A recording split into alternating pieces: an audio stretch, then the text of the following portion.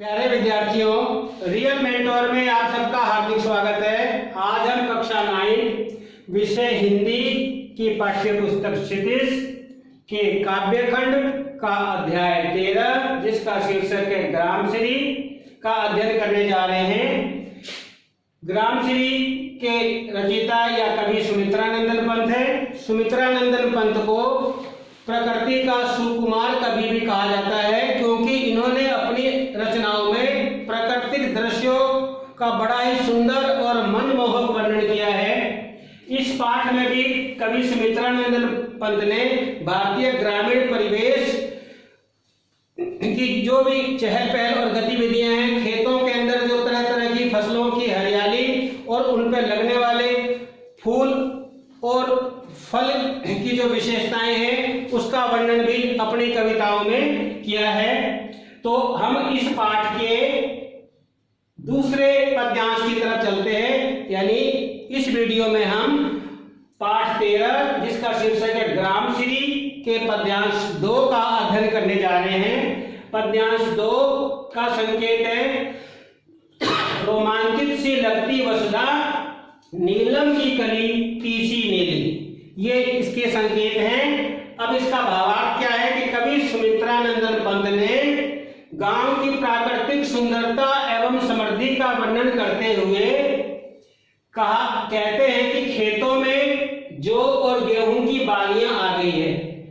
जौ और गेहूं की बालियां, जिसे कि अनाज के दाने निकलते हैं, उससे पहले वो बालियां होती है, वो आ गई है। इन बालियों पर तीखे तुस की नोक होती है। इन बालियों पर तीखे तुस की नोक होती है, यानी कि पतले हल्के कांटे होते हैं जो शरीर में चुभन करते हैं, उन्हें तीखे तुस की नोक होती है, यानी कि उन बालियों के अंदर जो है पतले हल्के कांटेदार होती है। ये उन्हें देखकर कवि कल्पना करता है कि मानो इससे धरती का रोमांच बढ़ गया है। यानी ये जब तुस की जो नोक है, कांटेदार जो हल्की नोक है, जब वो धरती को लग रही है तो ऐसा लगता है कि धरती जो है वो रोमांचित हो गई है, उसका रोमांच बढ़ गया हो। खेतों में अरहर और सनई, अरहर यानी जिसे अरहर की दाल निकलती है वो अरहर का पौधा, और सनई ये भी एक पौधा है। सनई के पौधे से सन प्राप्त होता है, यानी कि इसे सन भी कहते हैं। सनई के पौधे से जो सूतली बनाई जाती है, सूतली की जो रस्सी बढ़ती है वो सनई के पौधे से ही बढ़ती है। तो सनई एक पौधा है, इसकी भी यानी ये एक फसल है, इसकी खेती की जाती है।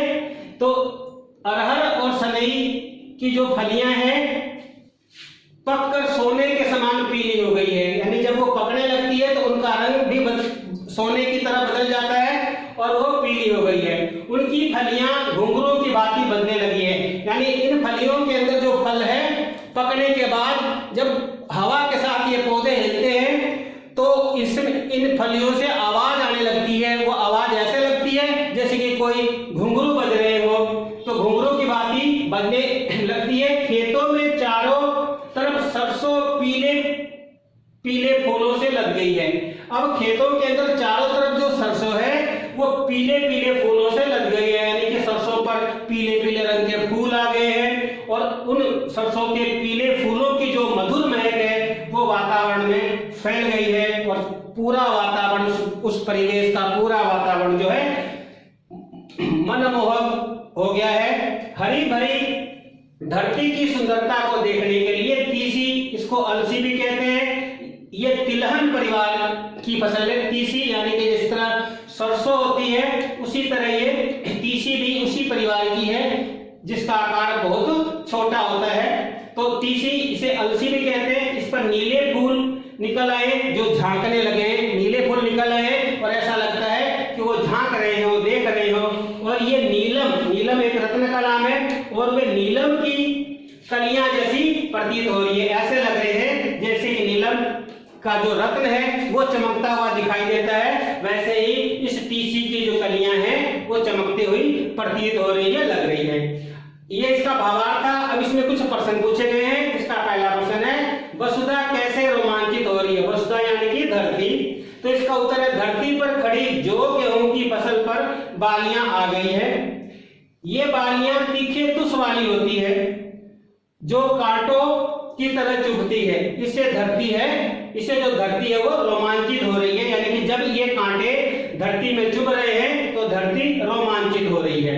दूसरा है अरहर सनई की सोने की किंकिणियां, इसका आशय क्या है? तो इसका उत्तर है, इसका आशय यह है कि अरहर और सनई की फसल जो है वो पक गई है और उनकी बालियां हवा में हिलने डुलने से मधुर आवाज कर रही है, और ये मधुर आवाज ऐसे लग रही है जैसे धरती ने अपने कमर में घुंघरूदार करधनी बांध ली हो। यानी कि जब हवा चलती है तो अरहर और सनई के जो पौधे वो हिलते हैं और उनसे घुंघरू की तरह मधुर आवाज आती है, तो ऐसा लगता है जैसे कि धरती ने अपने कमर में घुंघरूदार करधनी बांध ली हो।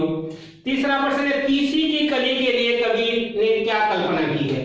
तो इसका उत्तर है, तीसी यानी इसको अलसी भी कहते हैं, इसकी कलियां नीली होती है और हरी भरी धरती में अलसी की नीली कली नीलम यानी कि जो एक रत्न का भी नाम है की तरह सुंदर दिखाई देती है। चौथा प्रश्न है, सरसों के फसल की शोभा का वर्णन करो, यानी कि इस पद्यांश में कवि ने सरसों की फसल की क्या सुंदरता बताई है, क्या शोभा बताई है? तो इसका उत्तर है, खेतों में चारों ओर सरसों पीले पीले फूलों से लद गई है, यानी कि चारों तरफ का वातावरण जो है पीले पीले फूलों से रंगीनमय हो गया है और उन फूलों की